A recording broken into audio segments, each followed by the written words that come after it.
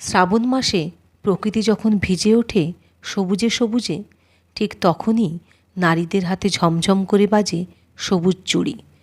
কিন্তু জানেন কি, শ্রাবণ মাসে এই চুড়ি কেন নারীরা পরেন? শ্রাবণ মাস হিন্দু ধর্মে একটি পবিত্র ও আধ্যাত্মিক গুরুত্বপূর্ণ মাস।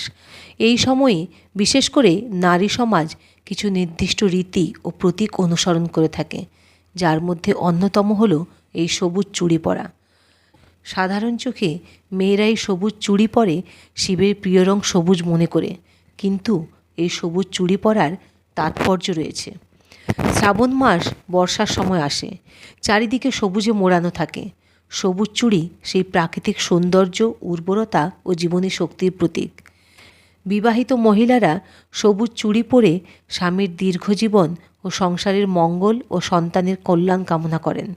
এটি শুভ্রতা ও সৌভাগ্যের চিহ্ন হিসাবে ধরা হয়। সবুজ মানেই নতুন শুরু, নতুন জীবন।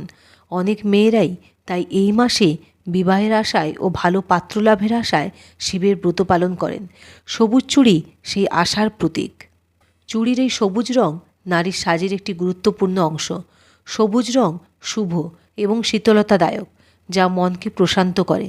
এতে নারী নিজেকে সৌন্দর্যময় ও আত্মবিশ্বাসী মনে করেন, আর চুড়ির ঠুংঠাং শব্দে দূর হয় অশুভ শক্তি। কিন্তু এই শ্রাবণ মাসে সবুজ কাঁচের চুড়ি পরার উপযুক্ত দিন রয়েছে। শুক্রবার এবং রবিবার, এই দিনগুলি কাঁচের চুড়ি কেনা ও পরা খুবই শুভ বলে মনে করা হয়। আপনারা কে কে এই শ্রাবণ মাসে কাঁচের চুড়ি পরেছেন বা পরবেন, কমেন্ট করে জানাবেন।